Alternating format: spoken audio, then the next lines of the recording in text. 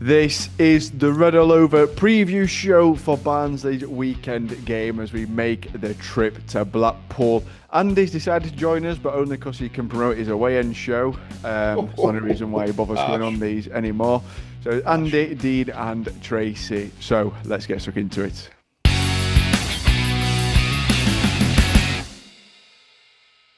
So, Andy, before we get into Blackpool game, it has been said that there's a little bit of a positional change on the horizon because it seems like Connor's new thing to do is try and play players somewhat out of position. We've had it already with Mal, who is no longer a centre half, but he's seen more as a right back in Connor's system. And we saw a glimpse of it on Saturday as well, with John Russell coming on playing on that left hand side, playing a sort of a left 10. And now it seems that there's going to be somewhat probably a push to get him in because he's had a little bit of a weird start to this season, given that he's been away, obviously, with Jamaica throughout pre-season and then obviously in the last international break as well. And it does seem a little bit weird if someone who started 7, scored 7, can't really seem to get a sniff in the side at the minute. Well, the difficulty for him is the other players that have come on from last year and come on during the summer and the start of this season. I don't personally think he's down as a left winger. We've got the strange system that's working. Currently it's working, where Ogbeta becomes out of possession, becomes a left back, and in possession becomes, I don't know what you call him, a left winger, a forward on the left hand side, a whole range of things. And David McGoldrick, who I wouldn't class as a left winger, him and Adam Phillips both playing not far behind or tucking in. A number 8 and a number 10, inside left and inside right in old money, Dino. Yeah. Playing as an inside left that can drift out. And I could see, because he can be an attacking player, I can see John Russell playing in that, not as an out-and-out left winger. And I think that if he were an out-and-out left winger, I think that showed last weekend that he's not an out-and-out left winger because he's not quick enough, he can't dribble, and he falls over the ball. But as a number 10, as an inside left, I could see that he could do a job there. We'll better legging it round the outside of him. So, who knows? It's going to be interesting. Let's see if he can get some minutes in practice under his belt, ready for it. It seems a bit odd to be saying he's a left winger when we've got a left winger and we wanted to play with wingers, and we haven't played with a left winger really. So good, I hope because, with the emergence of Vimal Yoganathan in the central midfield bits, and particularly for me, the emergence of Johnny Bland is not gonna get in that position unless one of them gets injured or runs out of steam or whatever. So maybe it's a thin line between getting players who you want to play, want to be on the pitch because they're good players, but also playing them out of position so that they're not right good there. And I know you'd be disappointed if I didn't mention the away end with Tim Fielding of the Seaside podcast, but he says that they play a rigid, and I'll come back to it, a rigid 4-4-2, and on the left wing, if you like, the left side of midfield, they've got George Honeyman, who I think's a really good player and were exceptional at Middlesbrough, got a move to ultimately to Millwall, played well, and now is a bit of a coup, I think, for Blackpool to get him. But he's stuck out on the left wing, their playmaker, a bit like Adam Phillips last season, playing wide right, is rarely involved in the game. So it's a bit tricky if you're playing somebody so out of position, like Honeyman on their left wing, and potentially Johnny Russell on our left wing, but I can't see they'll be playing on left wing, inside left. No, it does seem a little bit strange, Dean. Obviously, we've gone through this summer bringing in multiple wingers, and realistically, play right wing, you can play left wing. There's not that much difference to it. Same as fullbacks, really. We see Tanai Watson sometimes slotting at left back. So it does seem a little bit weird if there was wingers on the bench and John Russell was the one that got the nod ahead of him. But I do somewhat understand where Connor's coming from. If it's not a traditional winger role where you have to hug the touch line and constant drive at a fullback, it is a little bit of floating around, trying to find some space, and then trying to sort of link and create from there. Yeah, I would agree with what Andy was saying, that basically isn't a winger, and that was shown absolutely clearly the other day when within 3 minutes, I think he fell over his feet twice. I mean, that's been a bit unkind to him. It's got big feet and long legs, though. Remember that. Well, long legs, yeah. Claire will tell us all about that, no doubt, at some point. But I think the idea is that he will be cover, or he's trying him out as cover for McGoldrick in a sort of, as you rightly point out, an old inside left kind of position rather than a winger, because I think he sees better very much as his left side attacking player, and then the back three left behind move across to cover that more. So I don't know. I have a problem with John Russell in that I just don't see how he fits into how the team are playing. I mean, he's not good at the press. He's not particularly good at defending. I mean, he's okay on the ball, and he does get himself into decent positions and score some goals. But I think it might end up in an experiment that doesn't work. I would say on that, Trace, obviously he's basically playing as attacking midfield rather than a left winger, as such, as we've just discussed. But Dean there saying not pressing well. I thought DKD he's not great at pressing either, in terms of he does it on his own. There's no one there backing him up when he does it, and when he gets turned, he just runs back 30 yards, and it's not super effective. But the one thing that he does bring in John Russell is, as Dean mentioned there, he gets into good positions, especially in terms of time to run into the box. So, because we know the way in which he plays, try to make the overloads on the right-hand side for Vickers and Phillips to cross the ball in. So, another option in there, someone who's got height, stature, and a little bit of physicality about him, is a decent option to have. Yeah, maybe we say more as an option, attacking wise, substitute, I would say, because we have no great height up front, and he is pretty good in the air. He's scored quite a lot of goals, headers, and he did for Jamaica, I noticed, when he played last week. So I think as an option for him to bring on and to bring a different dimension, maybe. I don't think that's such a bad thing, but I just don't see him starting a game for us unless we have injuries currently. I just don't think he's mobile enough in the way that we are now playing. I just don't think that's him. I think he innately slows the game down when he gets the ball, generally, because that's the way he plays. He's not untalented. I just think the way we play this season it just doesn't fit for him. But as an option going forward, which is where clearly Connor's seeing him more attacking than defending, which is absolutely the right thing, then perhaps he could do something coming off the substitutes bench, maybe in some cup games, I don't know. But as we've said before, I was surprised he stayed. I thought he might have pushed a move through for him for game time, or we may have pushed a move through because he's coming out of contract. But we'll see. Squad player, I don't think is bad as a squad player. I just don't see him pushing himself into that starting 11. And I certainly don't see him as a left winger, but he's just got no pace whatsoever. Flipping neck, Tracy. Damned with faint praise. He's not untalented. Flipping neck. Well, if I'm being brutally honest, I've never rated him. If I'm being brutally honest, but that's just my opinion. Although I thought he did reasonably well in the last season when the rest of the team were dreadful. But I just think now with the players we've got, he's just not as good as what we've got. Yeah, it does seem it's almost a little bit Southgate-esque in a way, Andy, of there's so many players you want to play and trying to get them all on the pitch at the same time. Sometimes it's worth sort of sacrificing someone in a certain position just so you've got your style of play. I mean, I think we could all agree that in terms of front three of Vickers, DKD and McGoldrick, John Russell probably doesn't slot into that nicely.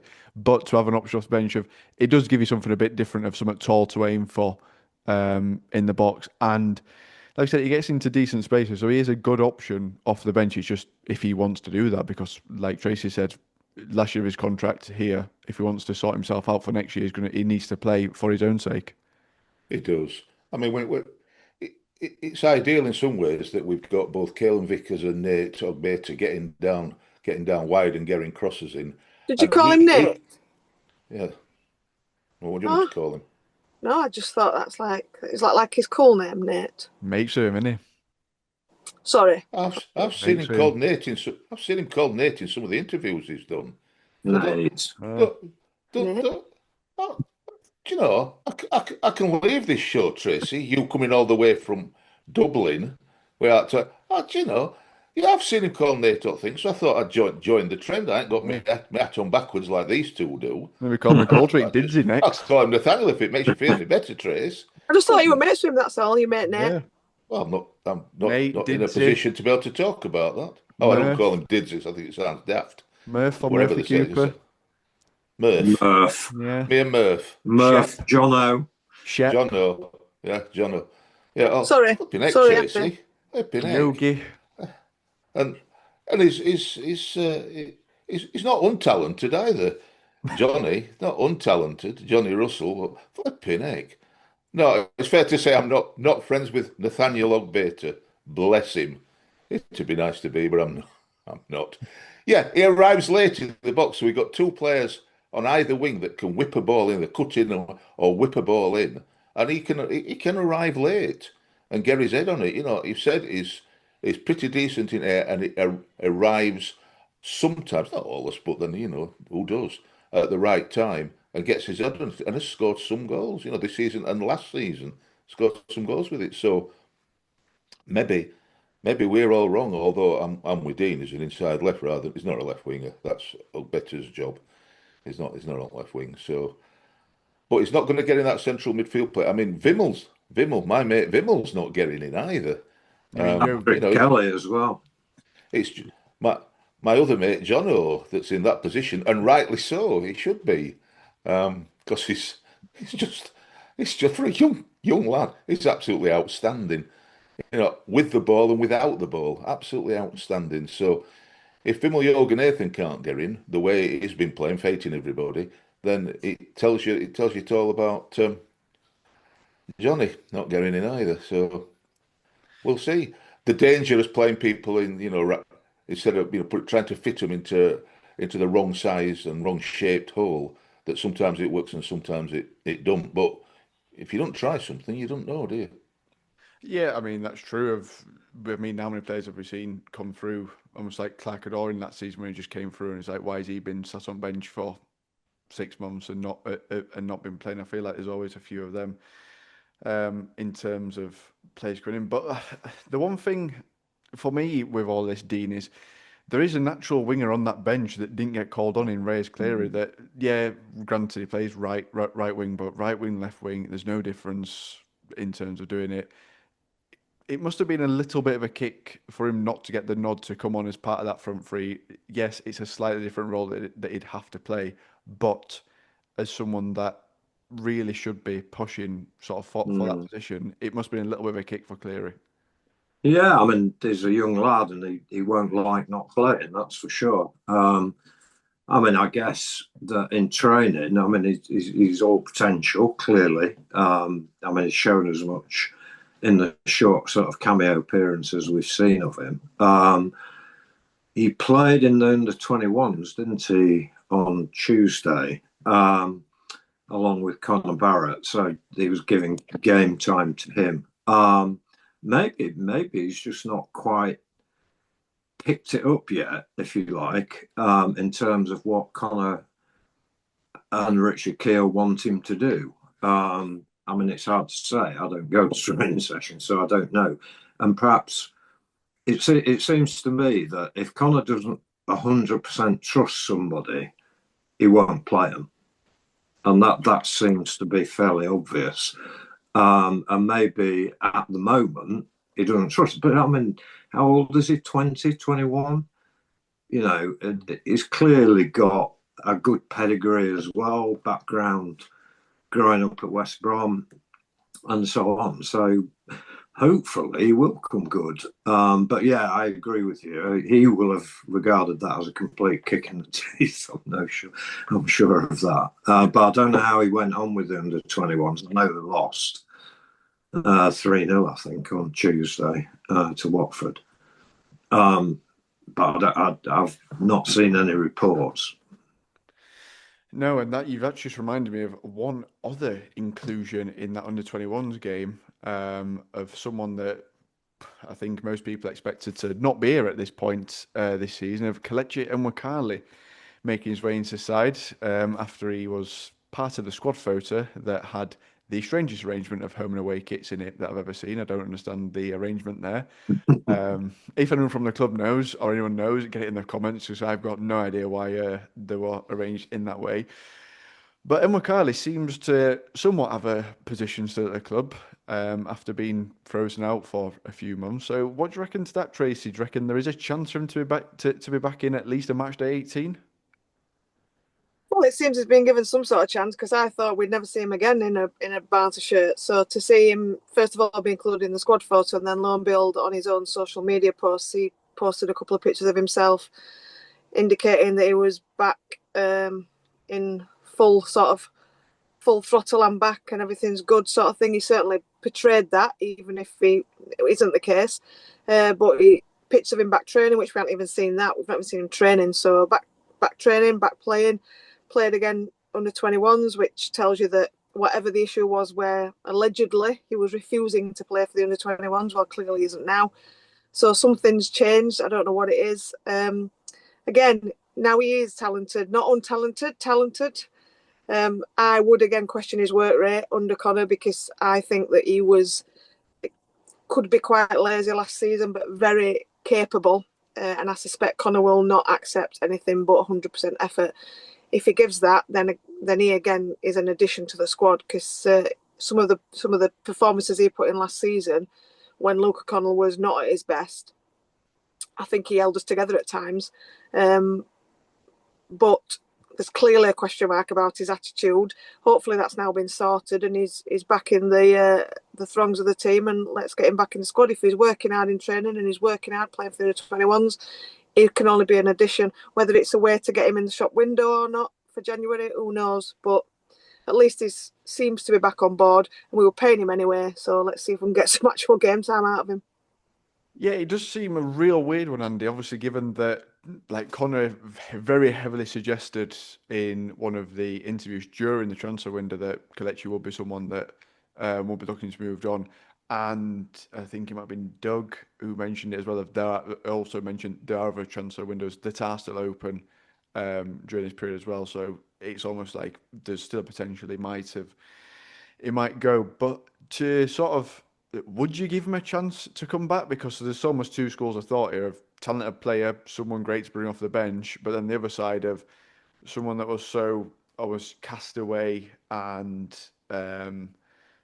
almost seemed like a hindrance back in the dressing room and in the fold could upset what has been a strong start. I don't think anybody will let him upset anything, even if that's possible. I think if, like Tracy said, we're paying his wages, and so he's our player. You know, we wanted to move him on, and he's a strange player, like you do with Barnsley Radio now, Josh. I do the occasional article, usually once a week, contribution to Football League World's Terrace Talk. And funnily enough, this afternoon I've done a verbal spiel about Kletchi, and for me, it's Hang on, there's no way you're talking to me for doing Reds Roundup when you do Gab Sutton. Whatever you just said there, you've done the away end, you're on this. We're sick of seeing you. internet sensation, Josh. Viral. Viral. Read the Wimbledon programme that I wrote an article for. An internet sensation heading.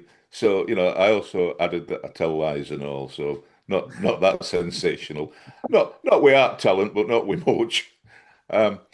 Yeah, and I said he's a strange player for me because he's clearly talented, but there's two sides to it for me, and it'd be lovely to know what's going on behind the scenes, but I think most people would think that. On the ball, I think he's exceptional. He can control the ball, he can create space from himself like all the best players can do. He can pick out a pass, he can move with the ball. But on the other side, out of possession, his tracking back of his mark is the man he should mark, you know, the midfield player, he just doesn't. And I don't know if that's down to a lack of fitness or a lack of application, not wanting to. I've no idea. That's why it'd be nice to know. But it leaves us, strangely, it leaves us with gaps.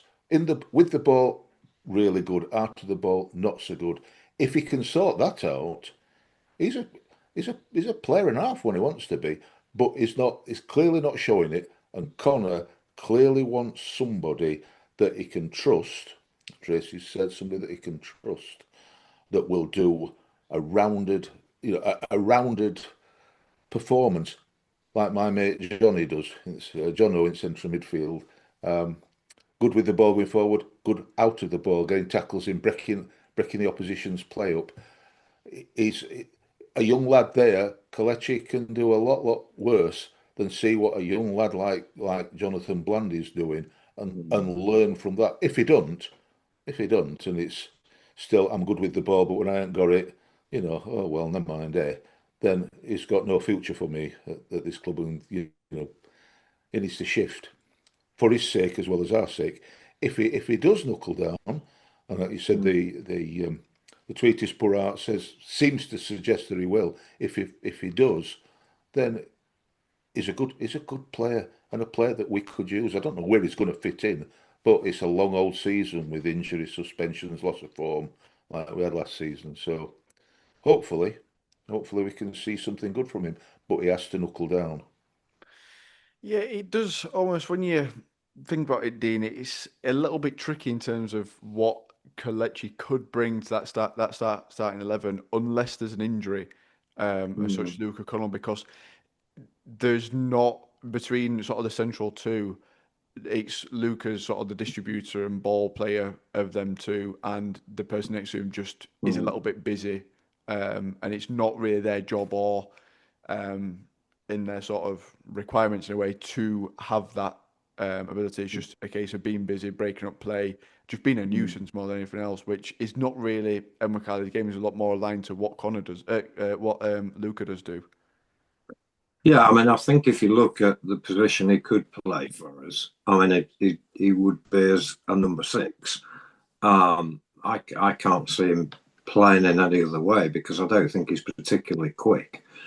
And then you look at who we've got, and we've got Luke Connell, we've got Jonathan Bland, we've got Vimel Yoganathan, and Patrick Kelly.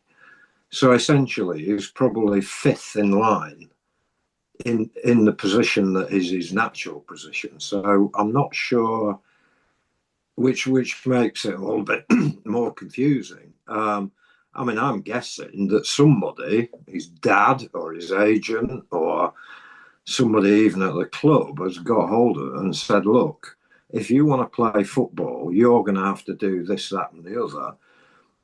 If you don't want to play football at Barnsley and you want to play somewhere else, nobody's going to buy you if you're not fit and you're not playing. So, I mean, I'm guessing that that's happened at some level because it doesn't seem to be coming from him. It's probably coming from somebody else who's tried to talk a bit of sense into him. And yeah, I agree with everything Andy says. He's the one player actually in our squad who is very, very adept at taking the ball on the half turn. And very, very few other players can do that. Vickers can do it a bit, but I'm not sure of too many others. And that's a big advantage because it creates that extra second or two for you to distribute the ball and set something going. But then all the disadvantages we've just been talking about kind of bury that a little bit. Mm-hmm. Yeah, it certainly does. Get your thoughts down in the comments below on John Russell as a left winger, inside forward, inside left, inverted winger, number 10. Any other ways you can describe it? Have I done them all? Just about? We'll say that, yeah, then. We'll say that, yeah. So, yeah, John Russell's position and then also Nwakali. Would you let him back into the side? Do you think he has a position in this side so far this season? Let us know in the comments below. Right, looking forward then to the weekend, as Tracy, you actually come back into the country for this one. What do you reckon to Blackpool? Not had a great start this season, sat 23rd. Probably Steve Bruce feeling a little bit of pressure at the minute. And I am reliably informed it's the lowest that they've sat in 9 years in terms of sat 23rd in League One. Yeah, very surprised. Very surprised where they are. I think they were quite highly fancied by a lot of people start of the season. Looking at them now, we're thinking they were definitely probably going to be playoff contenders minimum, and they've had a nightmare, to be honest. They've spent quite a lot of money from what I can see, brought in a lot of players. I think they were one of the big clubs going for it this season. I really thought they've made a big attempt to have a real go at this league. Always done all right there or thereabouts. What I'd call a decent, good League One side, pushing for the Championship, not unlike ourselves. And yeah, they've had an absolute nightmare, which is very surprising under somebody like Steve Bruce, who again is, well seasoned in this league. Well, he's been around, he knows the situation. So yeah, it's been a bit of a shock. And Andy's just mentioned George Ruddiman, but brought in that Niall Lennis from Stoke, again, good player. They've got Ardsley Fletcher. I noticed they've got somebody in, goalkeeper from Birmingham. I don't know. They seem to have recruited really well, but maybe it's a bit of a Rotherham scenario last season where they just can't get their act together. I'm no doubt Andy will give us a bit of an inside info snippet. Did you do the away end, Andy? But yeah, I'm very surprised at where they are, and what surprised me probably more than anything is -7 goal difference, because under Steve Bruce, they're normally no nonsense sort of teams under Steve Bruce, and whatever they get that sorted first, and then they are obviously quite direct, but they don't seem to be. They seem to be all over the place. So yeah, great. I mean, the 23rd, and having played 7 games and only won 1, that's got to tell you something. So yeah, very, very surprised at where they are, and I know it's still early days. Having said that, 23rd is definitely not where they would expect him to be, and certainly not where I would expect him to be. No, that's true. And there's someone that must be absolutely gutted to see him in 23rd after predicting that they finished second this season, Andy. That may have come. I know I've now gone up at It was. You had top of the Wickham rising. first. You had Wickham first and Blackpool second. Then all it does is to show you that I'm channeling me in a smithy. I haven't got a flaming clue what's going on. I think it's I'll give you some snippets. If you watch the away end, you'll get a better understanding. I can only say it's there, available on YouTube if you want to do it. I thought a bit like Tracy, really, that they finished the season strongly last year and could have finished up properly in the playoffs and what have you. And they've recruited really well. This summer got some good players. Got Josh Bowler back, who they sold for something like, I think it were about 4 million. I think from what I was told. Who knows? They got him back, but they haven't started well this season. And I asked Tim Fielding why, and he says playing players out of position. He's got good players, and they were feeling very, very positive at during the summer months. Like I said, recruited well. They thought they'd recruited well and were having a real push for it. And I think they probably have recruited well. But on the downside, what he was saying, that a lot of supporters are saying, that Steve Bruce has become very, very rigid in playing 4-4-2, and it's clear that it's 4-4-2, and he's playing players out of position to fit. He's got the good players, but he's not decided right. What players have I got available? Who have I got? We bought this, and this is a system that will work for it. He plays 4-4-2. I don't know if it's a bit like a dinosaur, a bit like me, and particularly like Dean, but maybe a bit like me. Yeah. But he's fitted players such as George on the left wing into a system, and it's miles too rigid. Lodrum are calling for him to go. Like Tracy said, one win in a draw and five defeats. I mean, I suppose on the good side, if you're a Blackpool fan, the one win that they got were against Huddersfield, and the draw they got were against Bolton. But they've lost to such as Stevenage, which integrates past because Stevenage is doing well, but also such as Mansfield, Northampton, and a few Exeter, who I think are a pretty decent side. But they've lost at home and away to some what you would expect to be mid-table or lower-table sides. And after this number of games, after 7 games, although it's still very early, it don't lie. Table don't lie. they're next to the bottom, but only on goal difference, which is a bit of a worry when it's -7. So it's not going well, and there don't seem, from what I'm told, there don't seem to be much going forward. But you watch, they'll turn it round. They'll turn. In the past, I'd have said they'd turn it round against Barnsley because we like to help other teams out. I'm not sure we will this year. It depends which Barnsley comes. If it's the Barnsley that played at Wimbledon, or the Barnsley that played the first half against Burton Albion, then we could well help them to turn it round. But everything else, they can get ready. He especially tells me that they're weak at left back. He said if you've got any strength at all on your right side, your right wing, if you like, and your right side, you'll turn us over. Because although the left back's a decent player, again, he's a midfield player playing at left back, and he's playing with George Honeyman, who's a midfield player playing on the left wing. It's not as far. My words. It's not as far. The left back is not as far through as a chip, and you'll get all sorts of benefits by playing it down the right, where we've got Caelan Vickers and Adam Phillips. So I'm expecting that we'll target that and hit him down our right wing, their left back position, and he'll like game of his life. So who knows? It's still 11 against 11, and how it could happen. But they're not feeling very positive. And if you look at social media, which is usually a cesspit anyway, they want Bruce out. So there's so many calling for Bruce to be out. I don't think Tim wants Bruce particularly to be out, but he wants him to change. And it's this strange thing that if he's going to stick rigidly to 4-4-2 with players in the wrong position that clearly isn't working, then ultimately it's going to be Steve Bruce out, because if it's not working and you're not going to change it, if you get bullish, I don't know if he will or not. If you're going to be bullish and not change it, there's only one thing inevitable, and that's that he's on his way.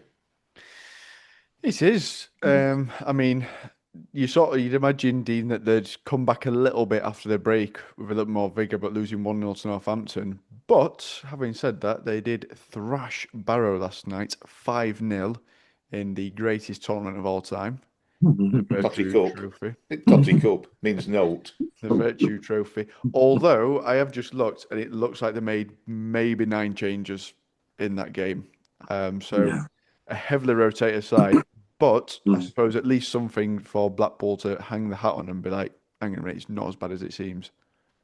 Yeah, I was really surprised when I sort of did a bit of background on Blackpool, and I went through all the games they've had this season. I only scratched the surface, really. But to play 4-4-2 so rigidly when it's clearly not really working is a surprise, and that will play to our advantage. I mean, if they continue to play 4-4-2, teams who do that tend to get overrun in midfield, and one of our strengths is midfield. So I think there could be a lot of joy there. If they try and change that over a week, that won't work, because the players will be uncertain of exactly what they're supposed to be doing, I guess. As when we've tried to change systems, we've looked lost. The players have looked lost over the last 2 years. So either way, there could be some joy for us in the way that they're playing. Quite why Steve Bruce is stuck with 4-4-2, I'm not really sure, because I bet there's nobody in the Prem plays that, and I bet there's hardly anybody in the Championship plays that system. So maybe it is a bit of a dinosaur. Who knows? A bit like Andy. And you. And me. And me. So yeah, I mean, the fans will get understandably restless, won't they? I mean, as our fans would. If you start off in that vein, when the expectations have been sort of raised quite considerably by, obviously, a very, very large investment by the owner, who apparently is a local guy, isn't he, Andy, I think? Yeah, he is.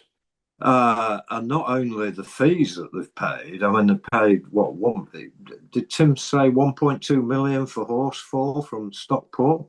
Something like that. you know, Glad to see you've watched it, Dean.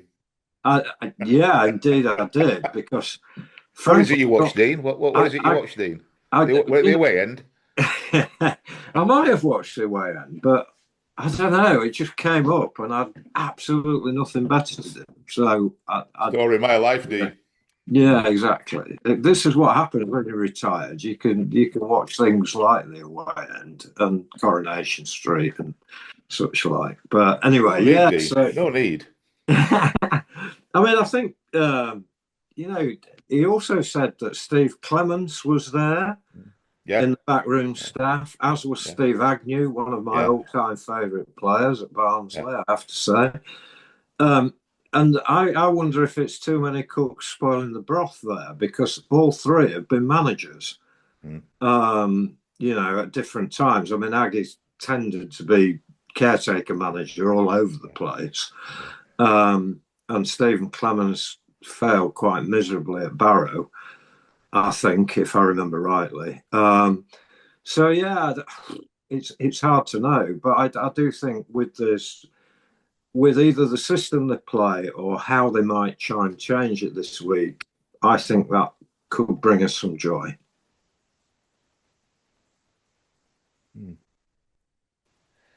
It's a strange thing, because they've got what's his name, Dale Taylor on loan from Forest as a striker, who's a talented striker, and the player that we bought about a dozen times according to social media, young Niall Niall Ennis. So they're quick, you know. That's a bit of a danger for us, because they're quick. And with Honeyman being able to put it through, but I don't think they're getting the chances. You know, you can have the best strikers in the world playing for you, but if nobody's going to create anything for you, then you're not going to score. And it seems that might well be the way that it's going. Who knows? Yeah, it does seem like it's been certainly a tricky start to the season if Steve Bruce manages to turn it round. We've had one manager casualty so far this season, Ruben Sellers, so it's not been unknown for teams to be a little bit sharp making that decision. Easy to win at least one game, Josh. Nah, I mean, he did not like himself when he started benching Gustavo Hamer. Yeah, I respect that. And then lose 5-0 to Ipswich. What a way to go out. Tracy, predictions. What do you reckon then to Saturday? Well, everything points to a win, really, doesn't it? I everything. So yeah, I'm pretty confident. Hopefully, I'll catch that ferry tomorrow and get across to that game. That's the plan.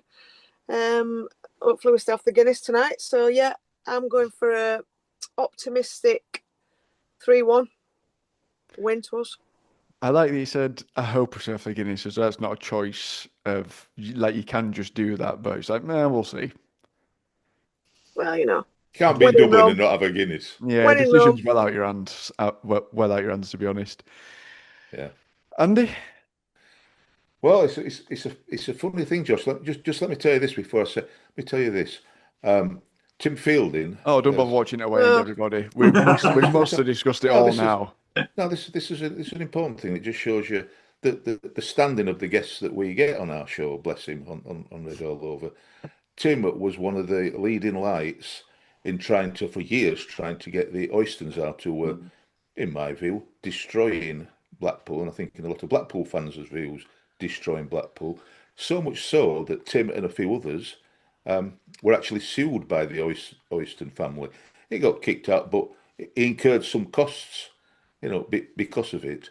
But you know, the upshot is that at the Armfield Club, which is, you know, named after Jimmy Armfield, this summer, there's a blue plaque gone up as a civic recognition of Tim and his colleagues that fought, about that they did such a good thing for Blackpool to fight the Oystons and get them out of the club.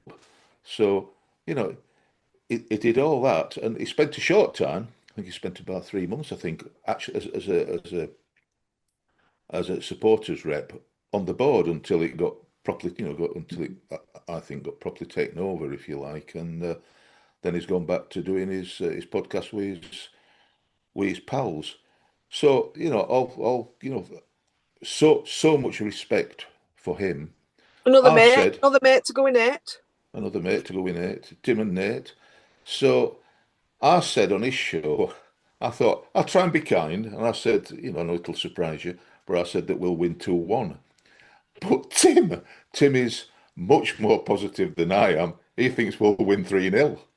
Oh, has he He not? also said it's reverse psychology. Now, I think reverse psychology, if you say it's 1-1, hoping that it's going to be 2-1, reverse psychology that you say you're going to lose 3-0 in the hope that that's one hell of a reverse for 3-0 not to be enacted. So I feel like good luck to him. most controversial part of that is just keeping a clean sheet. That is the most Well, I controversial did part try of and it. say that to him. So we've got defenders that aren't as quick as they used to be, and we still got a mistake in us by somebody. So, and they are quick strikers. Well, It's we'll all see, right. won't we? Ashley Fletcher's not prolific, so that's him bagging 3. Oh, he said he was clear on goal, and put it miles off at bar. He's only So been prolific hopefully in it'll one. continue. He's only been prolific in one game, and that's when he broke through against Millwall in And that playoff I've final. got a nephew and a great nephew that are massive supporters of Blackpool. So I hope that they do, and season ticket holders. So I hope they do really well for them. I don't want them to finish second. That we're just hoping against hope, but obviously starting on Sunday, not starting on Saturday morning. Oh, well, now you said that, it's going to be Saturday morning that it starts. Yeah. Dean, what are you going for? Um, they've definitely got players who could hurt us, that's for sure. I mean, we've talked about them, Bowler, Bloxham, Taylor, Honeyman. I mean, Hamilton. Then the list goes on. I mean, if we dominate the game, hopefully, in theory, we should win, as Tracy said. In theory, we're third and they're next to bottom. I'm hoping Richard Keogh might have brought some interesting information because, of course, he was at Blackpool last season working for Steve Bruce. So hopefully we are extremely well prepared and set out. I think if we get an early goal, the crowd will turn on them, and I think they'll find it very difficult. Can we keep a clean sheet? Can pigs fly? 2-1 Reds.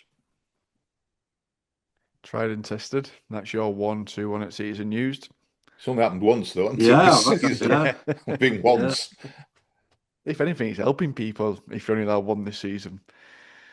Go on, Josh. I asked him what their style was, and he said, frankly, I don't know. I said, do you press? He says they give possession up a lot. They lose when they get the ball, they lose it very quickly.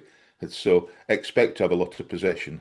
And I'd like to think, he said, that we catch you on the break, but we probably won't. I So. feel like Tim said so much negative stuff about this game that he's just And he loves his club. He loves his club. Yeah. A bit frightening, all this negativity about Blackpool. One thing I will say though is I'm disappointed in all three of you because we've got to this point of a Blackpool preview and not one of you has come out No with puns. not one Smithy pun of I hope they're on beach. I hope they're riding donkeys. Oh, listen, I got it on the way end. Talk to Dean. He saw it. Oh, yeah. It kept freezing. His got it in. Wi-Fi at work kept freezing. I said, "What's with your router? Have you got sand in your router? Or donkey's chewed cable a bit." I got him in on that. Can't get it in everywhere. And what's that on, Andy? I thought Andy could have done better. Punching Judy was a cert for me. I know. I saw that. I'd never thought. And what shows that on, Andy? Redallover away end with Blackpool. Tim Fielding of the Seasiders podcast. Blackpool away end. I dare say we've not made I feel like Tim Fielding's been here. I feel like I know him. And the ending's good. Another tribute to Smithy. So worth the end. I've got a few of them that I'm going to rotate. So tribute to the lad. Prediction wise, I'll say we win 2-0. There we go. Easy as that. Right. Get your predictions down in the comments below. We're back on Sunday morning with our reaction to the game. and previewing Brighton in the Carabao Cup. That's next week, isn't it? It is. Oh, it is. Yeah, exciting. Against the Seagulls. Possibly the worst name of all the clubs. And then me and Andy could wax lyrical all night long about when we beat them in the League Cup in the last time. Oh, I'm not being funny, guys. Come on, like I've got to get going. There's a pub waiting for me. Oh, apologies, Tracy. Apologies. I've just had Georgie's head appear above my laptop as I've just slagged off Brighton as she's from Eastbourne. Oh dear. So I've got some cold dinner on the way. Right, we'll be back on Sunday Wearing morning. it. You'll be wearing it. Not just Exactly. eating. We're back Sunday morning. We'll see you there, you Reds.